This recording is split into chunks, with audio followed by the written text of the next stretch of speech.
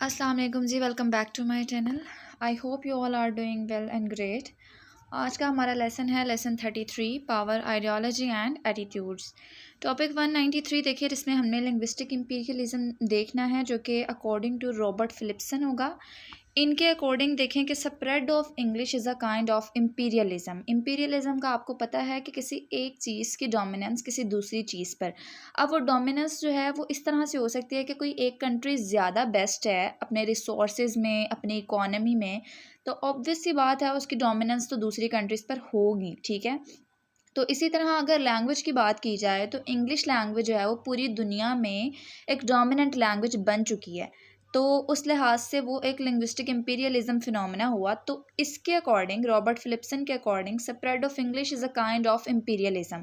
अब उसके कुछ फीचर्स, कुछ पॉइंट्स हैं। Implication of linguistic imperialism for the world, पूरी दुनिया के लिए अगर देखा जाए तो English as a language of power, global spread of English in outer circle countries. जैसे कि अगर इन दोनों लाइंस का मैं आपको मतलब बताऊं तो वो इस तरह से होगा कि बहुत सारी कंट्रीज़ जो कि इंग्लिश को जानती हैं वो एडवांटेज पर हैं, उन्हें बेटर जॉब्स मिल जाती हैं, ऊपर से अपवर्ड मोबिलिटी में वो बेस्ट हो जाते हैं। लेकिन अगर पाकिस्तान और इंडिया की बात की जाए, जो कंट्रीज़ नहीं जानती, वो इतना फ़ायदे पे नहीं हैं। उसके अलावा language of political and economic power.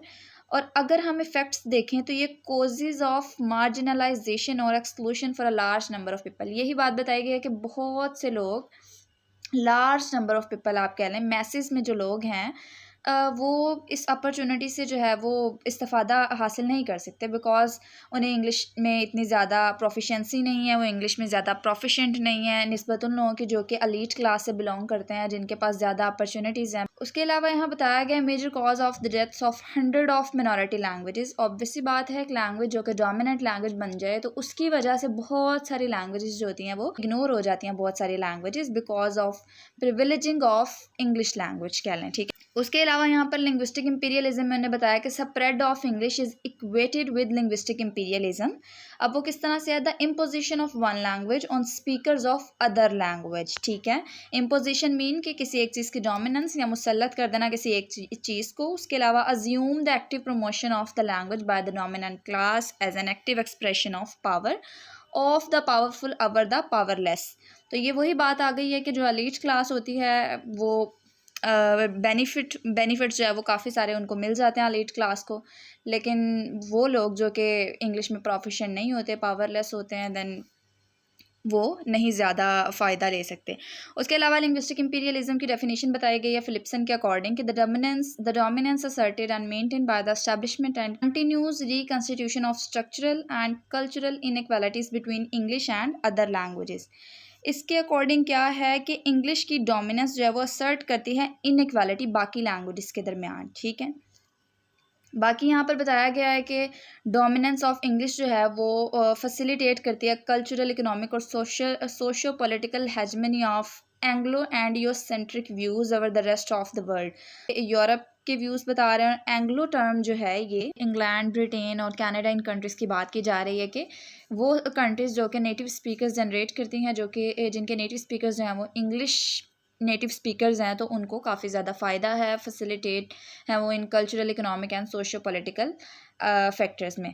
उसके अलावा यहाँ पर बताया गया पैराडॉक्स ऑफ लिंग्विस्टिक इम्पीरियलिज्म में उन्होंने बताया कि एक आउटडेटेड कॉन्सेप्ट है। आउटडेटेड और अपडेटेड आपने दो टर्म सुनी होंगी। अपडेटेड कहते हैं कोई न्यू चीज़ आना, और आउटडेटेड जो पुरानी होती है। तो इसी तरह उन्होंने बताया कि ये लिंग्विस्टिक इम्पीरियलिज्म एक आउटडेटेड कॉन्सेप्ट है। उसके अलावा हमारे पास हमारा टॉपिक 194 आ जाता है, अवेयरनेस ऑफ लिंग्विस्टिक इम्पीरियलिज्म। यहाँ पर रेजिस्टेंस शो करवाया गया है to the dominance of English. Resistance असल में मुखालफत या आप तनाज़ात कह लें, वो शो करवाया है कि वो क्या क्या हो सकते हैं। Spread of English at the expense of other language, यानी कि at the cost of other languages, उस वजह से ये फैली। उसके अलावा resistance to the dominance of English in Canada. Canada में अगर देखा जाए तो बाइलिंगुअलिज्म है फ्रेंच के साथ, जो कि मैंडेटरी है, लाजमी है। ठीक है, अब उसके अलावा यहाँ पर फिलिप्सन ने डिवीजन की थी इंग्लिश स्पीकर्स की on the basis of these two groups which is called core and periphery. Core के अकॉर्डिंग देखा जाए तो ये इनर सर्कल यूज़र्स को जो है वो शो करती है, रिप्रेजेंट करती है, comprise the same countries as the inner circle. और पेरीफेरी में जो है वो पेरीफेरी में सब डिवाइड किया गया है दो फैक्टर्स में। कंट्रीज़ जो कि इंग्लिश को यूज़ करती हैं एज अ फॉरेन लैंग्वेज, और कंट्रीज़ वो वाली जो कि इंग्लिश को यूज़ करती हैं एज अ सेकेंड लैंग्वेज। तो आप इसको समझ लें, आउटर कंट्रीज़, आउटर सर्कल और एक्सपेंडिंग सर्कल वाले दोनों ग्रुप्स जो हैं वो पेरिफेरी आ जाते हैं, ठीक है। अब पेरिफेरी में यहाँ पर बताया गया है कि English considered are desirable commodity. अब कमोडिटी यहाँ पर क्या शो करवा रहा है कि इसलिए भी इंग्लिश को जो है वो प्रमोट किया जाता है कि तजारती अशिया लेने के लिए काफ़ी ज़्यादा बेनिफिशियल है। कमोडिटी यहाँ पर असल में तजारती अशिया की बात की जा रही है। उसके अलावा ये लिंक्ड करता है सोशल एडवांटेज से। तो पेरिफेरी में जो है वो मेन पर्पज़ ये होता है, ठीक है। उसके अलावा यहाँ पर बताया गया कि इंग्लिश जो है वो रिप्लेस करती है और डिस्प्लेस करती है बहुत सारी लैंग्वेजेस को, ना सिर्फ पेरिफेरी कंट्रीज़ में बल्कि बहुत सारी कोर कंट्रीज़ में भी, by taking our serious domain as education और गवर्नमेंट। अगर मैं आप लोगों को एग्जांपल दूं चाइना, कोरिया की, तो ये एक काफ़ी पावरफुल कंट्रीज़ हैं, इनकी अपनी लैंग्वेज भी काफ़ी पावरफुल है। लेकिन क्या होता है कि इनकी कंट्रीज़ के भी कुछ ऐसे स्पीकर्स हैं जो कि चाहते हैं कि वो इंग्लिश में ज़्यादा प्रोफिशिएंट बने। तो ये बताया गया है कि बहुत सारी और भी फैक्टर्स होते हैं जो कि जिसकी वजह से जो है वो इंग्लिश ज़्यादा डोमिनेंट लैंग्वेज बन जाती है। इंग्लिश जो है वो लिंग्विस्टिक इंपीरियलिज्म की वजह बन जाती है, ठीक है। उसके अलावा यहाँ पर मज़ीद फैक्टर्स बताए गए हैं कि education forces foreign languages and cultural values on to people, replacing of vernacular languages. यहाँ पर वर्नैक्युलर लैंग्वेजेस चाहिए, इंडिजिनाइज्ड वैरायटी ऑफ लैंग्वेजेस को शो करवा। Role of media in privileging English, तो रोल ऑफ मीडिया जो है ये भी इंग्लिश की डोमिनेंस की वजह बनता है। इसके अलावा यहाँ पर एक डॉक्यूमेंट जो है इसके अकॉर्डिंग सपोर्ट किया गया था मल्टी लिंग्वल परसेप्शन को, रेदर देन किसी एक ही लैंग्वेज को लेकर चला जाए। लोग अपनी डिफरेंट लैंग्वेजेस को भी जो है वो जारी रख सकते हैं। बाद में इसको भी रिजेक्ट किया गया था because of the dominance of a particular language which is the dominant language. उसके अलावा टॉपिक 195 देखें।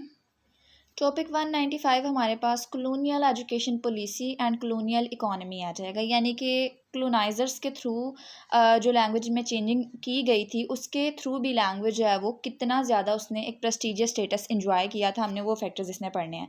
अब यहाँ पर बताया गया कि power and prestige of EIL यानी कि English as international language a result of codifying by colonisers, they defined what true knowledge was and who could impart it. इनको इग्नोर करें, मतलब यहाँ पर बताया गया है कि इंडिया में भी लैंग्वेज को कोडिफाई किया गया था। तो जब कोडिफाई किया था तो उसके बाद इंडिया में भी इंग्लिश ने काफ़ी ज़्यादा प्रेस्टीजियस स्टेटस जो है वो एंजॉय किया था और स्टिल वो एंजॉय कर रहा है। इसके अलावा यहाँ पर ये 2 पॉइंट्स जो करवाए जा रहे हैं। एंग्लिसिज्म, पहले हम ओरिएंटलिज्म पढ़ लेते हैं। ये असल में एशियन कंट्रीज़ की लैंग्वेज, लिटरेचर और रिलीजन इन सब की स्टडी होती है, ठीक है, ओरिएंटलिज्म में। कौन सी कंट्रीज़? एशियन कंट्रीज़ जैसे कि पाकिस्तान, इंडिया, इन सब कंट्रीज़ का, ठीक है। ये असल में ओरिएंटलिज्म का कॉन्सेप्ट है। उसके अलावा यहाँ पर पॉइंट्स बताए गए हैं। मैंने इंपॉर्टेंट पॉइंट एक हाईलाइट किया कि आप पॉलिसी और policies to encourage indigenous languages in India, ठीक है। इंडिजिनस का कॉन्सेप्ट मैंने आपको पिछले लेक्चर में दिया है, अगर आपने वो वॉच नहीं किया उसको वॉच करें ताकि आपको इसका कॉन्सेप्ट पता चल जाए, ठीक है। उसके अलावा एंग्लिसिज्म में क्या था? एंग्लिसिज्म जो है ये असल में इंग्लिश लैंग्वेज को शो करता है जो कि बोली जाती है इंग्लैंड में, ब्रिटेन में, कनाडा में, ठीक है।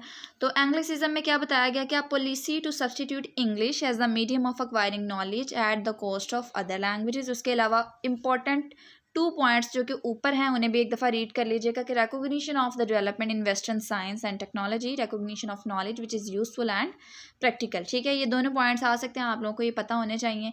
अब यहाँ पर बताया गया कि एंग्लिसिज्म जो था उसने रिजेक्ट कर दिया था ये आइडिया ओरिएंटलिज्म का। उसने डिस्प्लेस किया था कि ओरिएंटलिज्म जो है इज़ अ मिसकॉन्सेप्शन।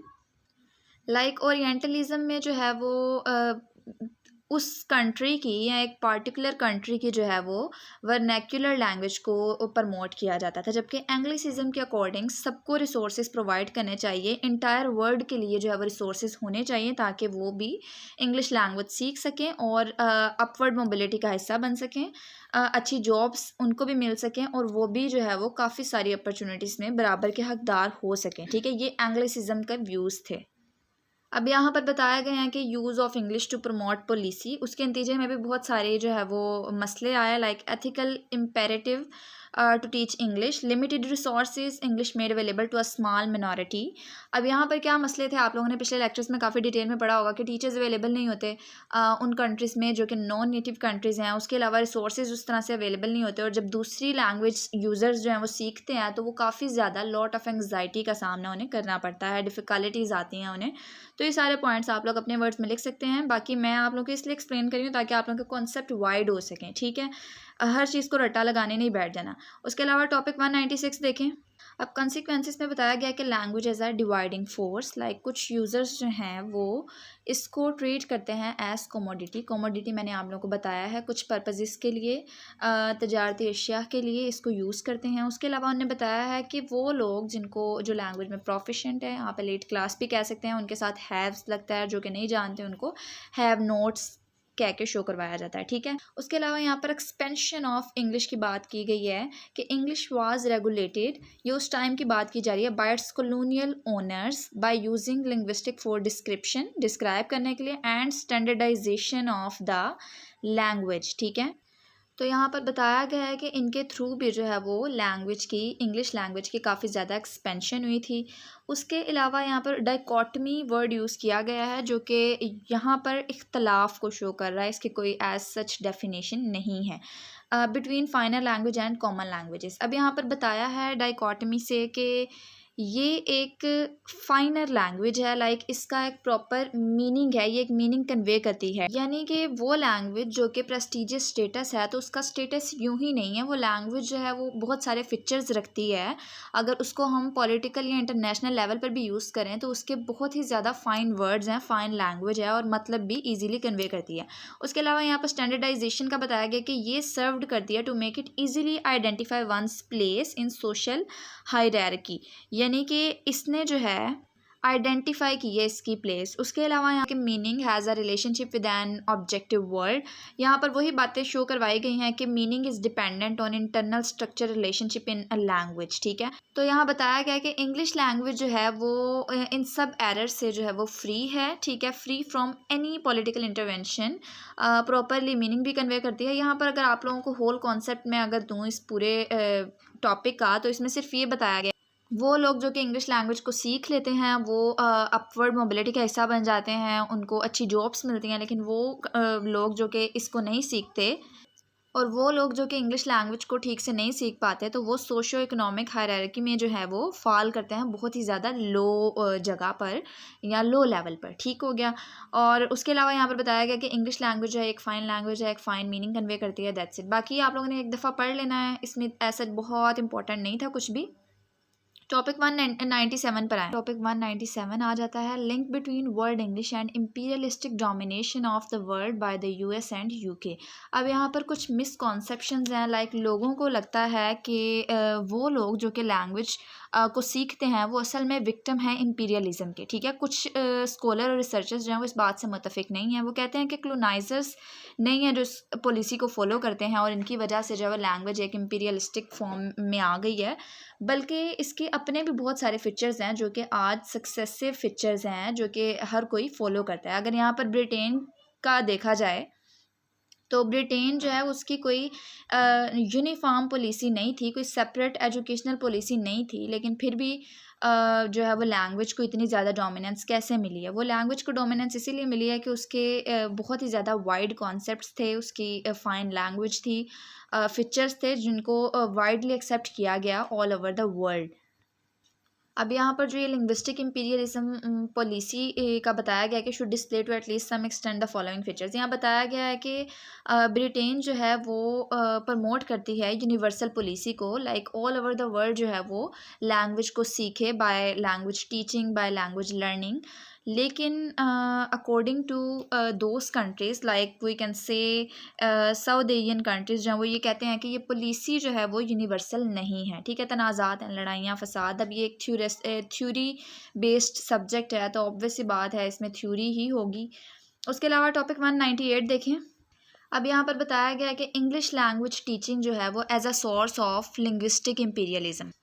अब अगर हम इंग्लिश लैंग्वेज टीचिंग की बात करें तो वो कंट्रीज़ जो कि non native English speaking countries हैं, लेकिन वहाँ पर भी इंग्लिश लैंग्वेज को जो है वो सिखाया जाता है। इनफैक्ट ऐसे स्कूल हैं जहाँ पर पंजाबी लैंग्वेज पर आपको फ़ाइन किया जाएगा और इंग्लिश लैंग्वेज को ज़्यादा प्रमोट किया जाएगा, ठीक है। तो बताया गया कि ये भी एक सोर्स है लिंग्विस्टिक इम्पीरियलिज्म का, लेकिन बताया आगे पॉइंट में बताया कि the teaching of English is not sufficient ground to identify the policy of the British empire with linguistic imperialism.